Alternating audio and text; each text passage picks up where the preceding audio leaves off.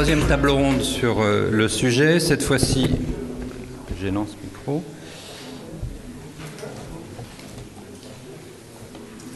Donc, qui s'intitule, comme vous le lisez avec moi, les clés de la renaissance industrielle. Donc, on va essayer de ne pas être trop négatif, les clés de la renaissance, de clés, etc. Donc, on va essayer d'ouvrir un peu des pistes. Donc, je commencerai peut-être par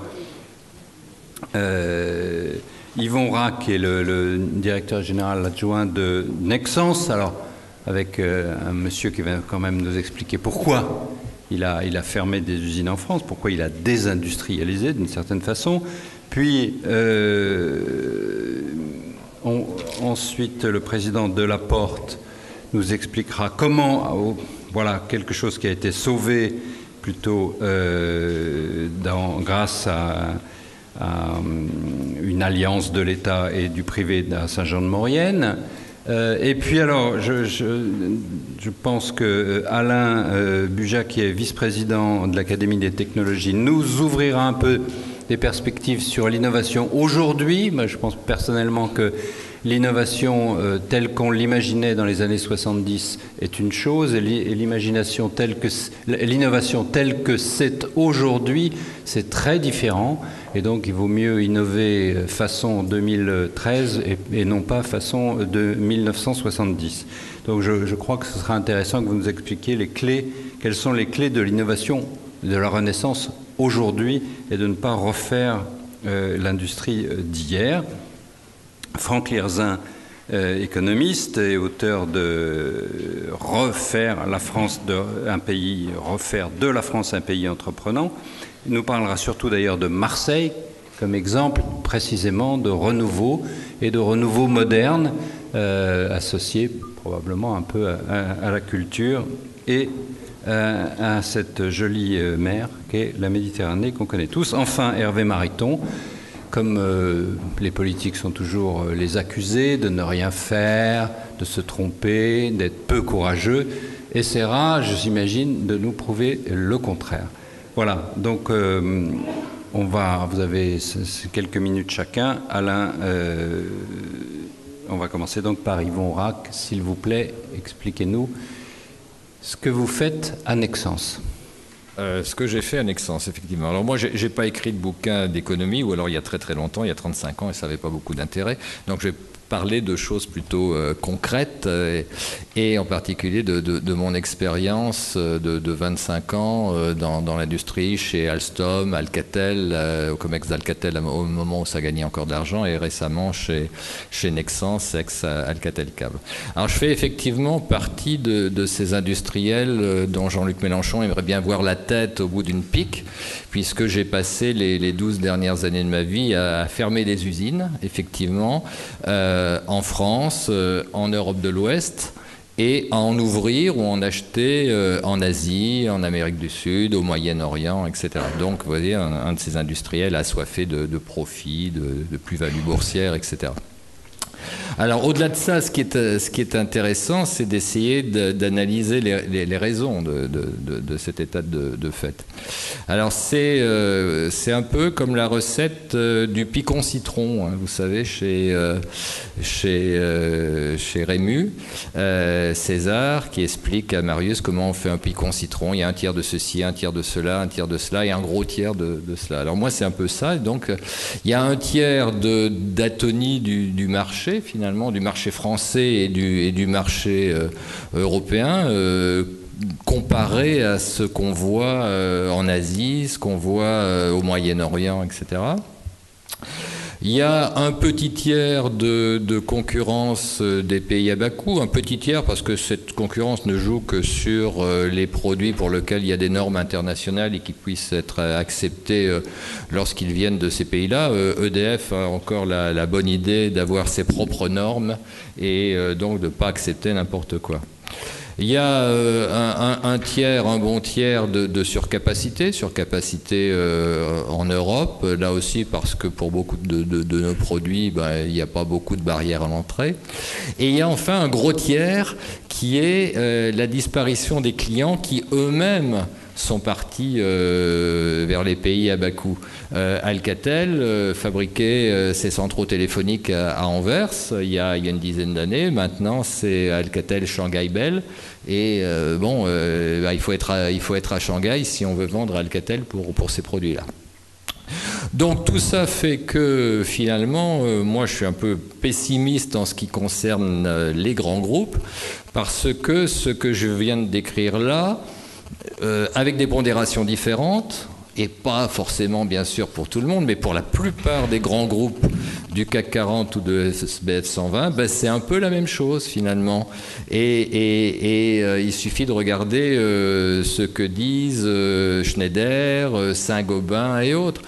Saint-Gobain a récemment annoncé des investissements de croissance dans les 5 prochaines années à hauteur de 5 milliards, réservés en dehors d'Europe de l'Ouest. Il n'y en aura pas en Europe de l'Ouest. Schneider Electric, c'est encore plus radical puisqu'ils délocalisent leur COMEX à Hong Kong, etc., etc. Si on n'entend pas le président de Total, de Technip et de Vallourec hurler à la mort sur les décisions qui ont été prises par les gouvernements successifs en ce qui concerne le gaz de schiste, c'est simplement parce qu'ils s'en fichent. Parce qu'ils bénéficient de marchés aux États-Unis, ailleurs, et que, finalement, la France, elle peut faire ce qu'elle veut. De toute façon, c'est plus dans leur agenda. Donc, effectivement, je suis assez pessimiste là-dessus. Je suis également pessimiste, finalement, sur l'accueil que l'on a sur les sociétés étrangères. Puisque les sociétés à capitaux étrangers, ça représente quand même 2 millions d'emplois salariés en France. Et là aussi, je suis assez pessimiste. Bien sûr, avec toutes les mesures fiscales d'incertitude, etc., qu'on connaît. Et on a déjà vu le baromètre Ernst & Young qui a été sorti il y a quelques mois et qui montre bien qu'il y a déjà un décrochage en 2012. Donc, on va voir ce que ça va faire en 2013. Mais ça va être assez sanglant. Et puis, aussi par un état d'esprit général. Alors, votre journal titrait récemment « Offensive de charme du fondateur de Huawei à Paris ». C'est-à-dire que pour une société qui fait 150 000 personnes, qui a 25 000 ingénieurs, qui fait 35 milliards de chiffre d'affaires, dont 2 tiers en dehors de la Chine, il faut qu'ils viennent faire une offensive de charme à Paris pour peut-être avoir l'autorisation de faire ce qu'il a fait en UK, c'est-à-dire créer 700 emplois de haute technologie et investir sur les prochaines années 2 milliards de dollars. Donc là aussi, je suis assez pessimiste sur notre approche. Si j'avais plus de temps, par contre, je serais beaucoup plus optimiste sur les startups, puisque j'ai... Attendez, qu'on comprenne bien, parce que vous êtes contre la... Non, je suis pessimiste. Je suis pessimiste parce que quand je vois qu'on considère qu'il faut qu'il fasse une offensive de charme pour avoir l'autorisation de venir... Vous savez qu'il a été interdit aux États-Unis, donc c'est aussi parce il n'a pas été interdit aux États-Unis, il a décidé de ne pas investir aux États-Unis. Mais il fait 2 tiers de son chiffre d'affaires en dehors de la Chine. Quand même. Oui. Hein, mais ils ont été vous pensez que les Cisco et autres qui aident les services secrets américains à nous espionner sont de meilleurs allois ? Voilà. Il y a un problème, je crois, de mentalité vis-à-vis de ce qu'on accepte, de ce qu'on n'accepte pas. Mais si j'avais le plus de temps, je serais beaucoup plus optimiste sur les startups, parce que j'ai rejoint un autre groupe, X Business Angel, et là je vois beaucoup d'initiatives qui me laissent beaucoup plus optimiste. Là, vous reviendrez alors. En tout cas, on comprend qu'il ne faut pas compter sur les grands groupes pour réindustrialiser la France. Ils ne peuvent que pondérer leurs activités en négatif de plus en plus. Alors, contre-exemple, Pierre Delaporte. Prenez le micro, s'il vous plaît. Vous commencerez par l'époque s'y prête un conte de Noël qui s'est traduit au début des années 90, ce qui n'est pas surprenant, par une naissance, celle de l'aluminerie de Dunkerque. Alors comment ça s'est passé ? Acte 1, le président de Péchinet vient trouver son fournisseur d'électricité. Il lui annonce qu'il a besoin de construire une nouvelle unité classique, 200 000 tonnes an de métal en aluminium, et que la compétition est ouverte sur le plan international. C'est internationalement mobile. Il a beaucoup de propositions, bien sûr, vrai ou pas vrai. Et il y en a entre autres une qui est très alléchante, c'est le doublement de la déminerie de Bécancour, où Hydro-Québec lui propose de faire exactement une duplication du contrat existant qui est correct, même très satisfaisant pour les deux parties. Mais Jean Gandois, qui nous manque ce soir, lui a chevillé au corps la patrie, les sciences et la gloire, et il implanterait bien son aventure en France, en particulier à Dunkerque, zone qui est déprimée, qui a tous les ennuis de la terre. Alors, question simple, est-ce que tu peux me faire le prix d'Hydro-Québec si je fais ma bébête à Dunkerque? Réponse, non. Et tu le sais très bien. Si nous faisions cette folie, on se retrouverait dans les 8 jours rue de l'Amigo à Bruxelles, menottes aux mains, accusés des pires crimes de la terre, entrave à la concurrence, subvention, etc. Enfin, épouvantable. Bon, l'acte 1 se termine pas bien. Mais l'acte 2 démarre mieux. Parce que quelques jours, semaines, même pas semaines, quelques jours après, les deux protagonistes se retrouvent. L'électricien a réfléchi que pour des bonnes et des mauvaises raisons, EDF est à l'époque excédentaire dans ses possibilités de production par rapport à l'optimum, et que ça dégage des quantités au marginal nucléaire, c'est-à-dire très bon marché. Naturellement, il n'a pas le droit de les vendre purement et simplement. Mais on peut peut-être, à partir de là, montrer un peu d'imagination. Alors pourquoi ne pas passer un contrat avec Péchinet avec un prix de base très faible, c'est-à-dire ce marginal nucléaire, le nucléaire parce que le marché est en Gravelines, par exemple, c'est-à-dire à une portée d'arbalète de la future aluminerie, avec un prix complémentaire, parce qu'on ne peut pas vendre à ce prix marginal nucléaire qui n'est pas assuré dans les 20 ans à venir, mais qui l'est dans les 7-8 ans à venir. Oui. Alors un prix complémentaire, mais comment, combien, où bon, ça, c'est négociation d'entreprise à entreprise. Le prix complémentaire, ça peut être N% du résultat avant impôt de l'entreprise qui, avec ce prix de base très faible, ne peut que faire des profits, des résultats excellents. Oui. Et tout le monde marche. Ça marche. L'acte 2 est terminé et il termine bien. Et l'acte 3 se termine encore mieux parce qu'il suffit simplement d'une marche triomphale de Paris sur Dunkerque. L'administration française soutient le projet et, divine surprise, mais pas tout à fait une surprise, Bruxelles s'y rallie facilement. Car, en particulier, l'Europe est importatrice de 50% de ses besoins en aluminium. Donc, si on fait du tort à quelqu'un, ce n'est pas interne. Alors, c'est facile.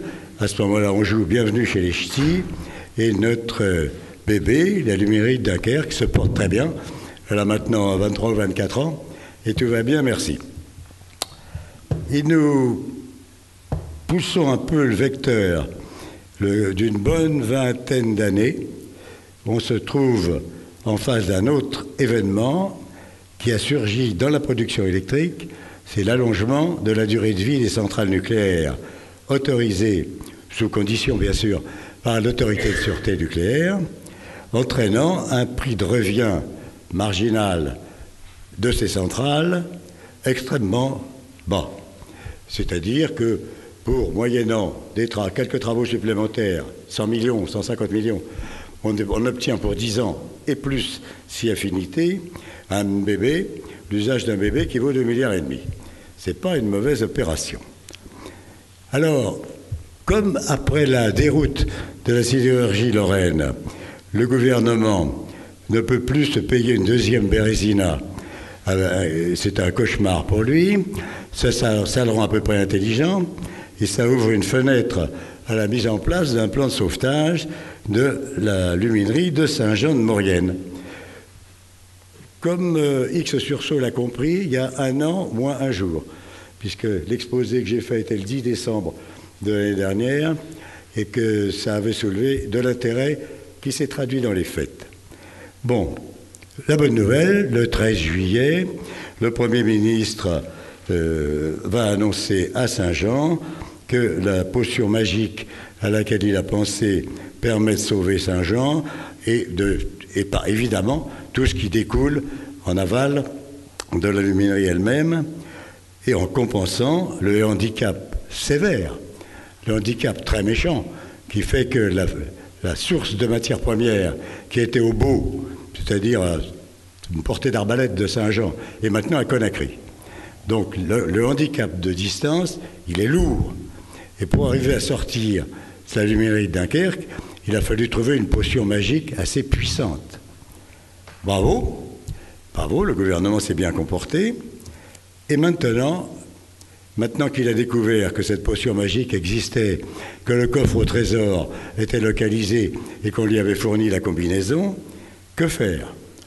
Alors les réponses sont multiples, elles sont d'une simplicité archangélique. Hein. On peut les énumérer très très vite, et je pense quatre axes simples. Premièrement, un fort développement de l'aluminerie de Dunkerque, qui est en cours de renégociation, contrat de 20 ans, dont nous venons de parler. Il peut repartir pour 20 ans, moyennant un accord qui est très simple à obtenir, mais il peut aussi être à l'origine, si on lui offre non pas une cuillerée de potion magique, mais 2 cuillerées de potion magique, de la réalisation d'une nouvelle aluminerie, en Bastoire ou à Fos, enfin ça, c'est pas mon boulot. Et on restera quand même très très importateur d'aluminium, donc il y a un dossier qui se plaide pas difficilement à Dunkerque. Deuxièmement, ce développement, on peut le généraliser au retour d'expérience de toutes les réalisations de la belle époque où EDF s'intéressait à l'industrie. Je veux dire, qu'est-ce qui s'est passé en matière de gaz industriel après l'implantation de Air Products à Strasbourg? Qu'est-ce qui s'est passé dans la filière papier-carton après l'implantation des Scandinaves dans les Vosges?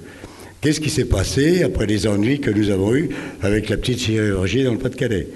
Qu'est-ce qui s'est passé avec les textiles spéciaux qu'on a implantés dans le Nord, etc., etc. Un point, un retour d'expérience. On prolonge, on continue, on arrête, on modifie. Le jeu est ouvert. Troisièmement, un nouvel examen, cette fois méthodique, de tous les secteurs qu'on appelle joliment électro-intensifs et moins joliment électro-voraces, avec en priorité la chimie de base qui ne se porte pas très bien en donnant une priorité à la vallée de l'Isère ou autour de Fos, et les plastiques qui eux aussi filent pour l'instant plutôt un mauvais coton, mais qui peuvent bénéficier, puisque électro-intensifs, de la fameuse potion magique. Dernier point, quatrième, on peut aller réfléchir au moins aux modernisations par changement de processus, et prioritairement au renouveau d'une sidérurgie qui reposerait sur les contrats modernes, c'est-à-dire les contrats ferraille-électricité, et qui s'implanterait bien entendu, juste retour des malheurs d'ici-bas, à Florange, qu'on rebaptiserait sans doute Montebourg-sur-Moselle. Merci de votre attention.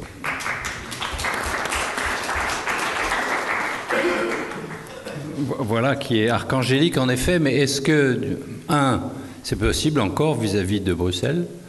Et 2, est-ce que c'est possible vis-à-vis d'EDF même? Est-ce que EDF même a la capacité, en effet, de baisser très singulièrement ses tarifs pour toutes les entreprises électro-intensives? Les tarifs français d'EDF sont la moitié des tarifs allemands. Pour vous, pour les clients en particulier, 12 centimes, Allemagne 24. Il y a de la marge. Les Allemands ne sont pas morts de faim pour cette raison. Donc, il y a eu une politique stupide et démagogique de faire des tarifs très bas de l'électricité au nom de lois que personne ne comprend ni ne connaît. L'électricité ne peut pas augmenter plus que l'inflation. Pourquoi? Personne n'en sait rien. Mais on est persuadé, nos gouvernants, de droite ou de gauche, sont persuadés que si les tarifs électriques pour le vulgum pecus, c'est-à-dire pour nous, augmentent plus que l'inflation, il va perdre la majorité à la municipalité de Fouilly en Artois. Évidemment, nous, on n'a rien à en foutre, mais c'est une idée sur laquelle on peut peut-être essayer de revenir, quoi. Donc, il y a de la marge.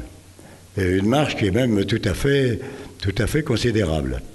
Et Bruxelles, pourquoi est-ce que Bruxelles marcherait? je dis l'argument un peu fort, c'est qu'on a besoin d'aluminium en Europe, on en aura encore longtemps besoin, contrairement aux gens qui pensent que c'est avec des plastiques ou je ne sais pas quoi qu'on fabriquera tout ce qui reste. Nous sommes encore, l'Europe est encore, après les réalisations existantes, importatrice de 50%. La moitié de son aluminium, c'est beaucoup quand même. On pourrait faire un effort. On pourrait se pencher sur les autres. Et comme je parlais de 2 cuillerées de potions magiques, une partie de ces cuillerées, je ne veux pas en dire trop, ça permet à l'entreprise qui en bénéficierait de devenir vendeur en gros d'électricité. C'est-à-dire de se ranger dans les 25% que Bruxelles souhaite voir céder par EDF à un prix d'amis à ses concurrents pour qu'il y ait cette fois une concurrence, etc. Je ne peux pas en dire beaucoup plus, parce que ça reviendrait à parler de négociations qui sont, j'espère, en cours en ce moment, et que ce n'est pas facile de donner des chiffres. Je crois, expérience faite à Bruxelles sur plusieurs sujets, que quand on connaît bien les lieux, malheureusement on ne les connaît pas très bien, hein. Les Français ne sont pas très bien situés à Bruxelles, il n'y a que l'agriculture qui les intéresse. Et deuxièmement, les fonctionnaires français n'aiment pas y aller. Bon, c'est un double emmerdement. Mais malgré tout, les Bruxellois ne sont pas idiots, et avec un paquet cadeau soigneusement préparé, et là l'administration a son rôle à jouer tout à fait, on peut aller à Bruxelles et on peut gagner. On peut aussi perdre. Mais quand on n'essaie pas, on est sûr de perdre.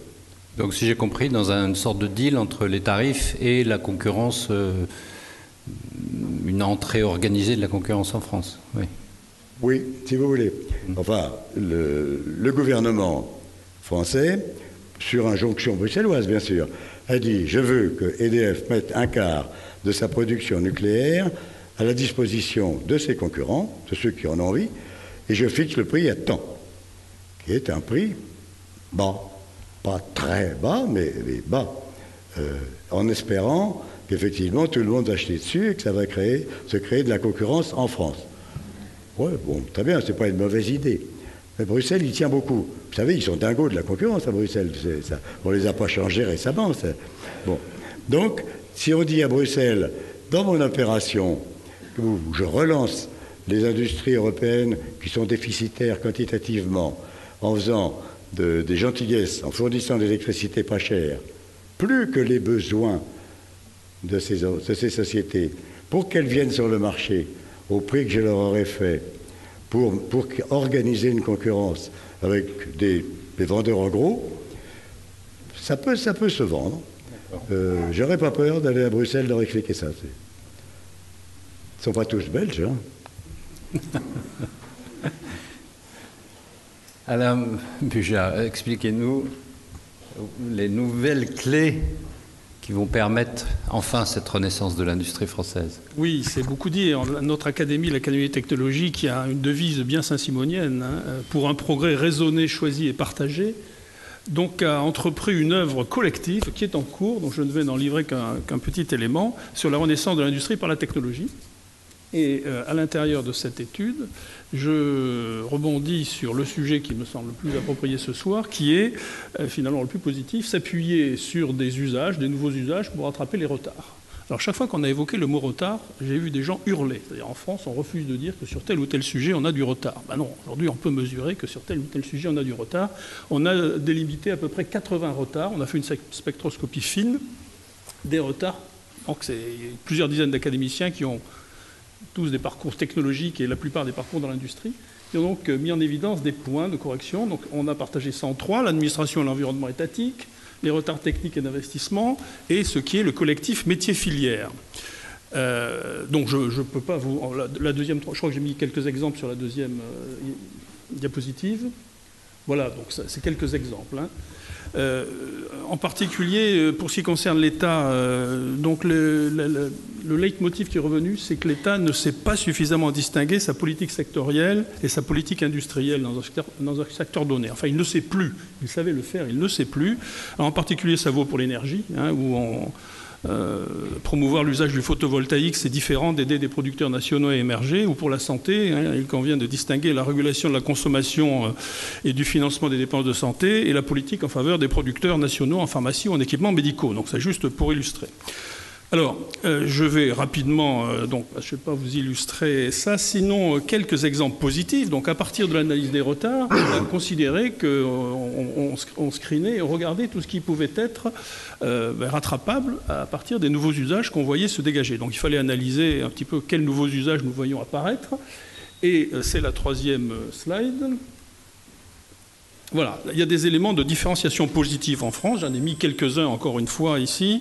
C'est absolument pas exhaustif. Et là-dessus, on a donc travaillé, on travaille en ce moment, donc à regarder comment améliorer l'action collective au sein des filières. Vous savez que les filières, les fameuses 12 ou 13 filières, je ne sais plus combien il y en a, le mot filière heurte certains, il réjouit d'autres. Ce qui est sûr, c'est que pas mal de ces filières sont verrouillées par les grands acteurs et ne laissent pas les petits acteurs, les innovants, s'exprimer.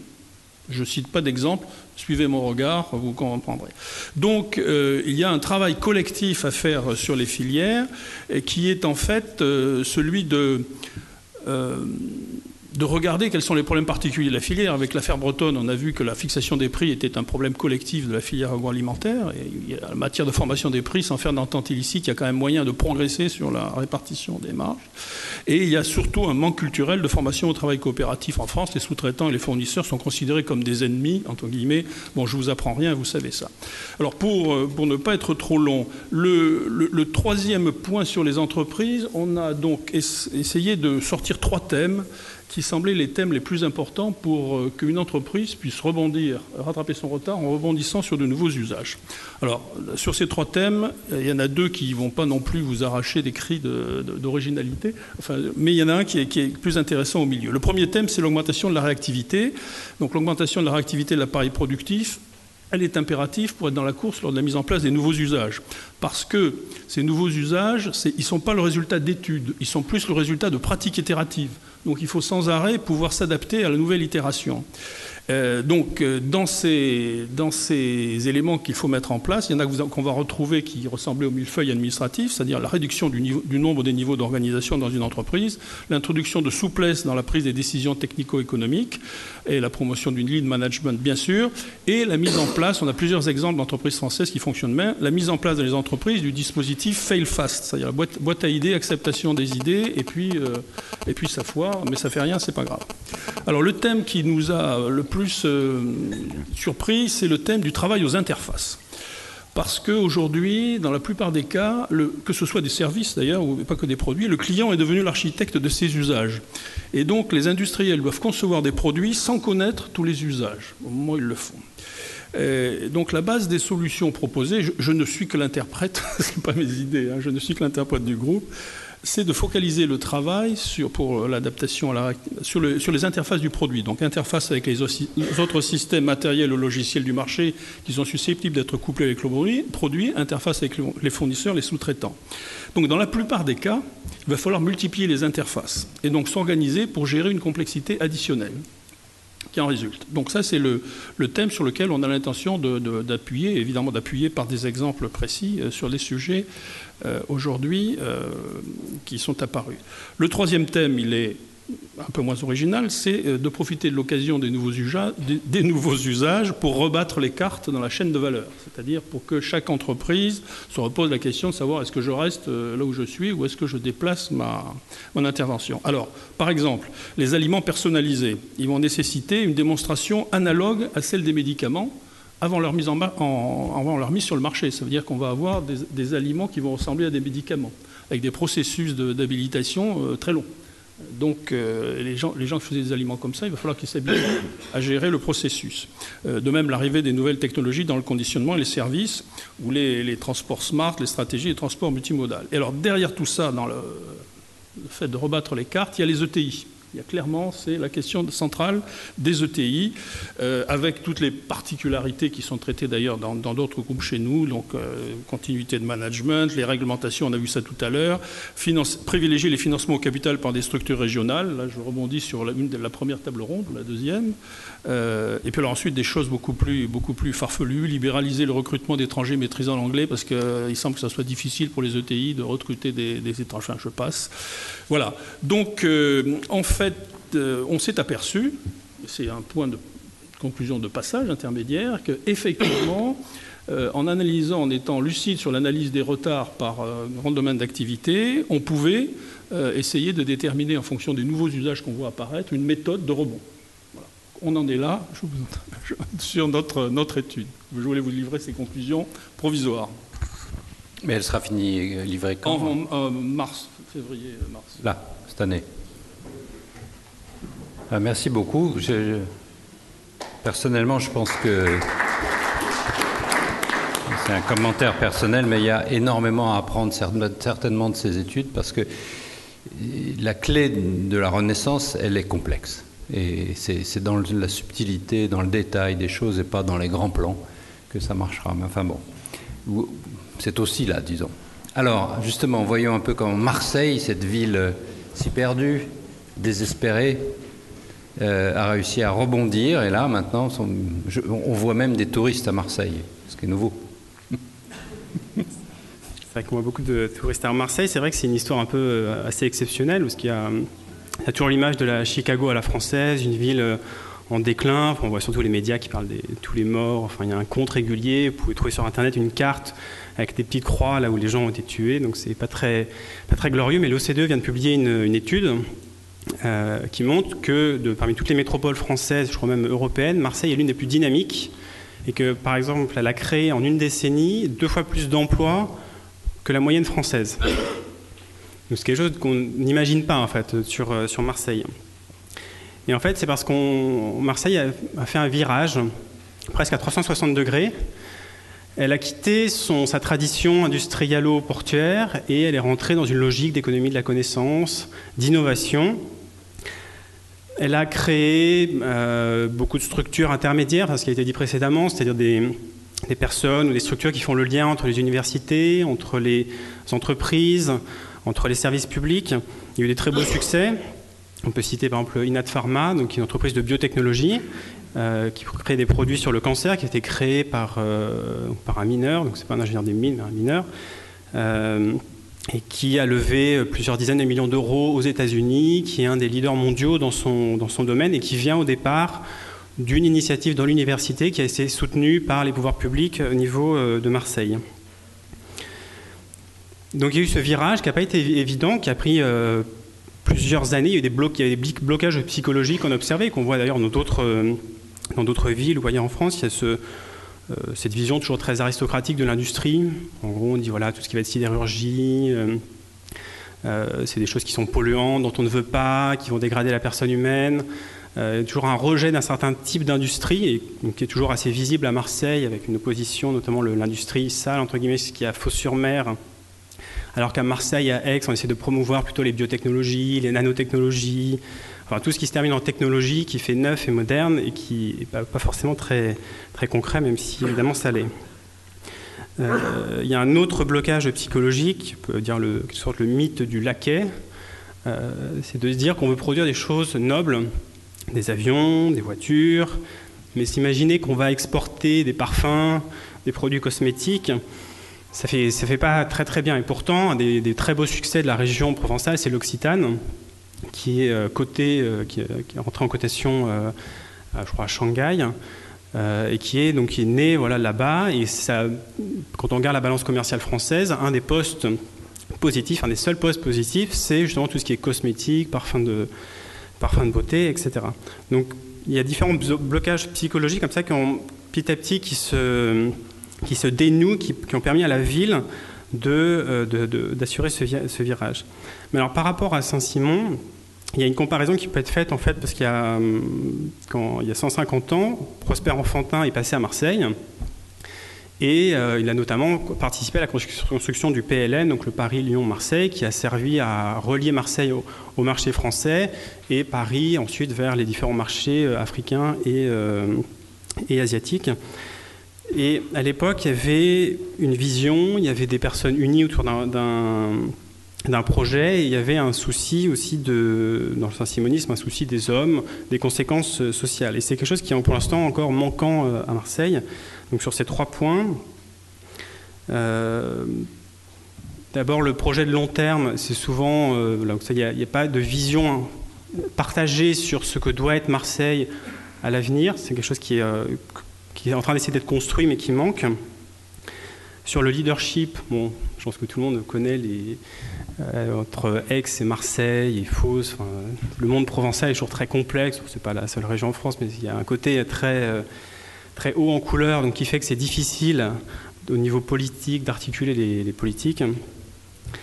Et donc la création de la métropole sera, si elle fonctionne, sera une solution justement pour avoir quelque chose d'un peu plus intégré au niveau des politiques du logement, du transport, politique économique. On verra, j'ai publié une tribune, une nouvelle Obs aujourd'hui pour proposer aux candidats d'Aix et de Marseille de faire un programme commun. Bon, on verra si la mayonnaise prend. Donc il y a cette idée de collectif. Et il y a un autre aspect qui n'a pas été évoqué aujourd'hui qui me semble important, c'est que dans cette transformation de Marseille vers l'innovation, au fond, on a tout misé sur un secteur qui convient très bien aux cadres, aux ingénieurs, aux chercheurs, et c'est eux qui sont venus massivement à Marseille. Mais il y a beaucoup d'autres parties de la population, notamment les ouvriers, les personnes qui ont moins de diplômes, qui ont de facto été exclus de cette nouvelle économie et qui a créé des inégalités extrêmement fortes à Marseille. Et c'est aussi ce que dit le rapport de l'OCDE, c'est qu'il y a eu une aggravation des inégalités, en particulier à Marseille ou même entre Aix et Marseille.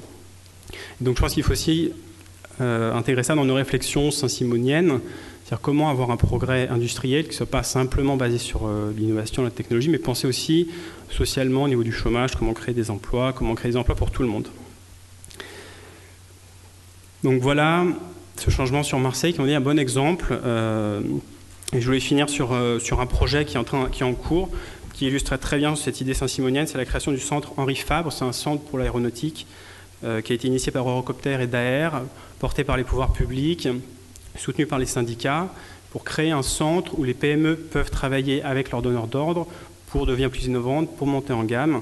Et ça, c'est typiquement un projet de long terme, collectif, qui implique assez largement et qui, espérons, créer des emplois à l'avenir. Merci beaucoup. Dans ce renouveau de Marseille, quel a été l'effet, l'impact? Comment mesure-t-on le fait de devenir la ville de la culture? Est-ce que ça a accéléré les choses? Ça a déclenché les choses? Je pense que ça, alors d'un point de vue purement budgétaire, je fais direction du budget, donc ça m'intéresse. Apparemment, il y a un équilibre, ça a coûté autant que ça a rapporté, donc c'est pas forcément un succès financier. Mais ce qu'on a senti... Déjà pas mal. Bon, oui, c'est mieux que si c'était négatif. Mais ce qu'on a senti, c'est que ça a créé une conscience collective. C'est-à-dire que les gens avant n'avaient pas forcément conscience d'appartenir à un destin commun. Et là, on a vu pour la première fois des gens arriver sur le Vieux-Port, se balader, discuter. Il y a vraiment une vie collective qui s'est créée, qui n'existait pas. Et je pense que c'est une condition sine qua non pour avoir un projet métropolitain, un projet commun. Donc c'est plutôt au niveau collectif. D'accord, merci beaucoup. Alors Hervé Mariton, là vous avez 3 clés de succès. 1, le prix de l'énergie, après tout c'est considérablement important. Et 2, des renégociations de filières ou de refaçonnage de scale innovation. Et 3, passer par les métropoles et non plus forcément que tout vienne de Paris. Est-ce que ces 3 clés de la Renaissance, vous les achetez? Assurément oui.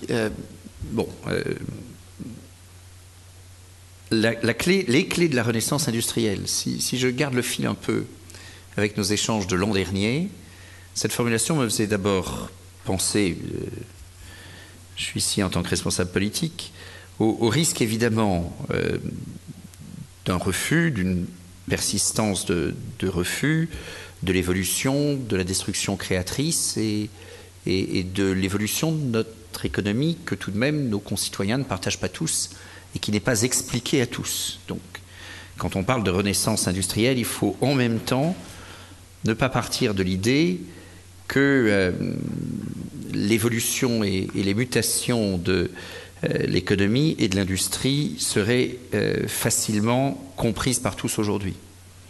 Je pense qu'il y a plutôt une évolution forte, que nos concitoyens ne se rattachent plus ou se rattachent moins à un certain nombre de visions traditionnelles, historiques, sans pour autant abandonner les atouts et les points forts que Pierre Delaporte évoquait, mais que cette évolution, ce consentement à l'évolution, aujourd'hui, relève tout de même un peu des non-dits. C'est-à-dire qu'au fond, les Français l'entendent bien. Il se peut d'ailleurs qu'ils ne croient pas à ceux qui leur diraient le contraire, mais ils ne le disent pas tout à fait explicitement. Donc, faisons un peu attention. Donc on a fait la moitié du chemin ? Oui, faisons attention aux mots que l'on utilise. Le deuxième point, c'est que si l'on parle, et si on interroge peut-être le parlementaire que je suis sur le thème de la renaissance industrielle, la question se pose assez rapidement, et c'est au fond la suite des interventions qui viennent de se présenter, de votre interpellation. La question se pose de l'orientation de cette renaissance industrielle, pour autant qu'il appartienne aux responsables publics de l'orienter. Donc renaissance industrielle, oui, mais pas si c'est au prix de l'oubli d'une mutation et d'une évolution qu'on doit continuer de promouvoir. Et deux, la renaissance industrielle, quelle est la légitimité politique à l'orienter? Alors, légitimité et clarté de l'offre politique, ce qui vient d'être dit sur Marseille, qui est tout de même, au moins sur le plan local, sans doute une extrême confusion des initiatives. Je regardais juste avant de venir une demande d'amendement dans le cadre de la nouvelle lecture du projet de loi de finances sur des actions de soutien à l'innovation, et le commentaire de la personne qui me proposait, qui me transmettait le projet d'amendement était par ailleurs celui d'une extrême confusion des dispositifs de soutien, de promotion, d'encouragement à l'innovation dans notre pays aujourd'hui. Une grande confusion, c'est très banal, mais c'est vrai, de l'identification de l'action économique territoriale. Je suis maire d'une petite ville, ça n'est pas tout à fait central au sujet. Parlementaire, j'ai longtemps été conseiller régional, vice-président de la région Rhône-Alpes. La réalité aujourd'hui, c'est que l'identification de la dynamique économique publique sur un territoire, et je ne fais pas accomplir de grands pas en disant cela, mais c'est tout de même une réalité extrêmement confuse.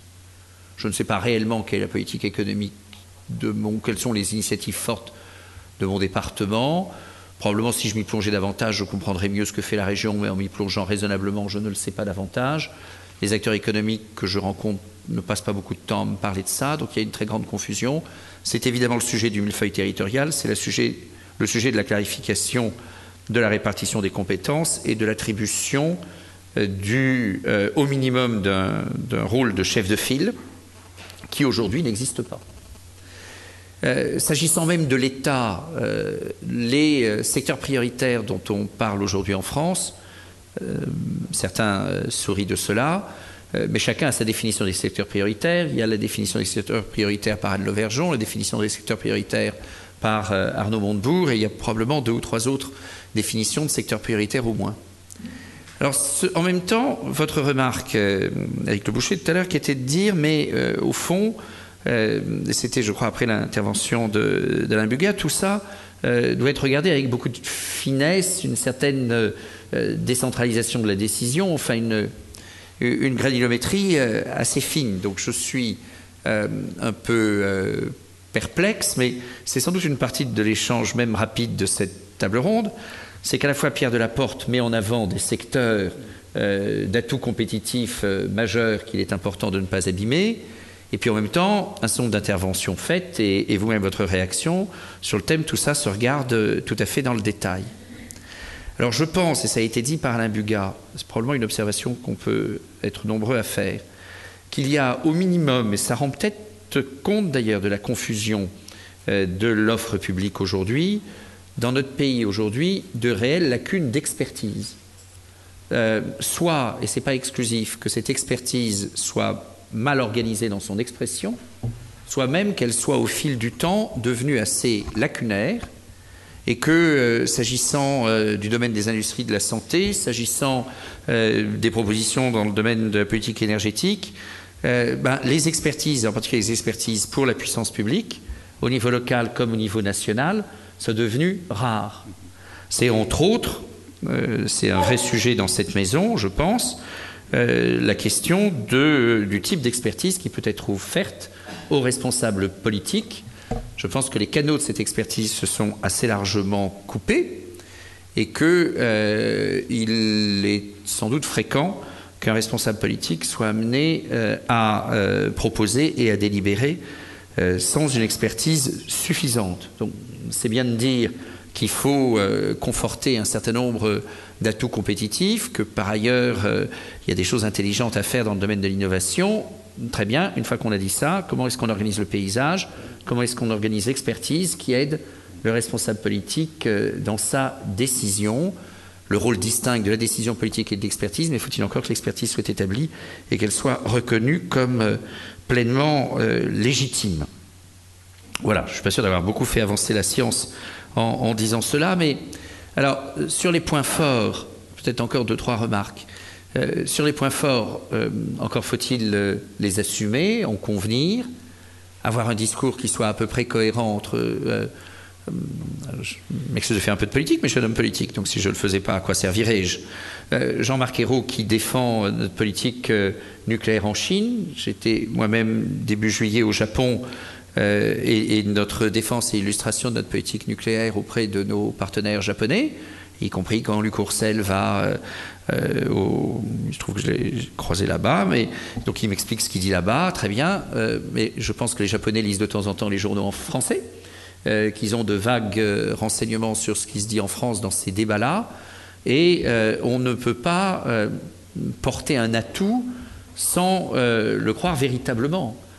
Sur ce terrain, et sans chercher à être polémique, mais l'idée qu'on puisse dire des choses en France, imaginez d'ailleurs, confère les propos d'Anne Lauvergeon la semaine dernière sur France Inter, qu'on puisse dire les choses, mais en fait avec beaucoup de conviction, dire que de toute manière, il ne se passera rien. Et expliquer à l'étranger qu'en effet, c'est celui qui dit qu'il ne se passera rien qui a raison, je pense que ça affaiblit un peu nos atouts, probablement quand on essaye d'exporter, mais peut-être aussi le montage de la prochaine recette de potion magique que Pierre Delaporte veut proposer à notre beau pays. Sur la question des atouts, ça ne me paraît pas être l'exercice le plus difficile parce qu'en réalité, il y a tout de même plein de gens, c'était intéressant de voir, y compris dans les slides d'Alain Bugat, un certain nombre d'éléments sur le bien vivre à la française, la gastronomie, on pourrait projeter sur le tourisme et des choses de ce type. Le consensus se fait assez facilement sur un grand nombre de ces sujets, mais pas tout à fait sur tous, y compris sur les enjeux nouveaux, puisqu'on parlait du progrès, était évoqué dans vos slides aussi, la place de Grenoble dans le domaine des nanotechnologies, la grande difficulté dans notre pays à affronter le débat sur le progrès, et dans un contexte où tout de même, dans une séquence assez récente, on a coché non pas une case sur un sujet, mais toutes les cases, nanotechnologie, OGM, gaz de schiste. Donc on pourrait imaginer que pour telle raison, la société française fasse un choix différent sur un de ces sujets, mais la réalité c'est qu'elle n'a pas fait un choix différent sur un de ces sujets, elle a coché absolument toutes les cases dans une approche tout à fait systématique. Et donc la jonction entre l'incapacité des pouvoirs publics, actuelle majorité, précédente majorité, à assumer jusqu'au bout un débat public sur les nanotechnologies à Grenoble où tout ça s'est terminé en déroute politique absolue, et par ailleurs de beaux exposés sur les atouts compétitifs de la France, eux-mêmes démentis selon qu'on parle à Tokyo, à Pékin ou à Paris, sur une base tout de même sur laquelle en réalité, en termes d'expertise, il n'y a pas beaucoup de confusion, et sur laquelle la décision politique peut être prise ou pas prise, tout ça est aujourd'hui assez confus sur ces thèmes-là. Et s'agissant plutôt des politiques plus générales d'encouragement à l'innovation, sans doute les transferts entre les atouts et le terrain doivent-ils être encouragés par des politiques territoriales, je pense, plus simples et plus lisibles. Dernière remarque. C'est une remarque qui va très au-delà de ce qu'on évoque là, mais que l'on a partagé tout à l'heure autour du café. Ce que disait aussi Pierre Delaporte sur le prix de l'électricité des ménages. C'est que si d'aventure la renaissance industrielle passe par des évolutions de ce type-là, on a, et Éric Boucher me lançait là-dessus tout à l'heure, un vrai problème de concours de démagogie dans notre pays. Il n'y a jamais eu un très grand courage sur les questions de politique du prix de l'électricité au prix des ménages, là aussi actuelle majorité et ancienne majorité confondues. Et au fond, si la renaissance industrielle exige un effort, il n'y a pas grand monde qui tienne un discours d'effort. Je pense que ça, allant très au-delà du sujet, j'espère qu'on ne m'en voudra pas, mais je pense qu'un des sujets, c'est qu'au fond, prenons l'exemple du pouvoir d'achat, mais ça a à voir avec le prix de l'électricité. Les Français sont probablement une des rares communautés à avoir été préservées pendant 30 ans d'une quelconque baisse de pouvoir d'achat, sauf l'an dernier. Sauf qu'on dit aux Français depuis 30 ans que c'est absolument horrible, que le pouvoir d'achat baisse tout le temps. Je cite souvent, et ils le croient, et c'est des éléments intéressants, au moment où, mais qui montrent bien une spécificité française, au moins sur une démonstration parlante. Peut-être Eric m'a déjà entendu dire ça, mais c'est des cours qui m'avaient beaucoup frappé lors d'un travail que j'avais fait à l'Assemblée il y a 5 ans sur la mesure des grandes données économiques et sociales. Au moment du passage à l'euro, dans la quasi-totalité des pays de la zone euro, l'inflation ressentie devient subitement supérieure à l'inflation réelle. Et ces courbes se rejoignent très vite dans la quasi-totalité des pays, sauf la France, où je pense un discours politique en particulier entretient l'idée que non, on vous dit que votre pouvoir d'achat on vous dit qu'il n'y a pas tant d'inflation que ça, mais en réalité c'est pas ça. Et ensuite il n'y a plus de marge pour un discours politique là-dessus. Pour revenir sur le sujet de ce soir, si la renaissance industrielle exige des efforts, c'est des efforts d'organisation politique, je l'ai dit sur l'aspect clarification locale, c'est des efforts de position politique nationale pour assurer une cohérence. Moi je suis très frappé par l'incohérence qu'il y a. Il peut y avoir des incohérences locales, mais l'incohérence qui existe aujourd'hui, je souligne parce que ça m'a l'air relativement peu développé et décrit, entre le discours économique qu'on tient en interne et le discours économique qu'on tient à l'international. Ça, tout de même, dans le monde d'aujourd'hui, ça ne peut pas durer très longtemps et on ne peut pas construire une renaissance industrielle là-dessus.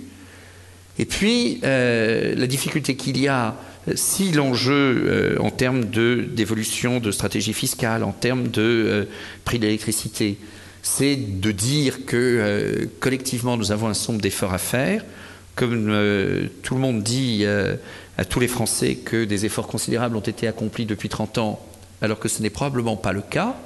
Demander des efforts demain est un exercice assez ardu.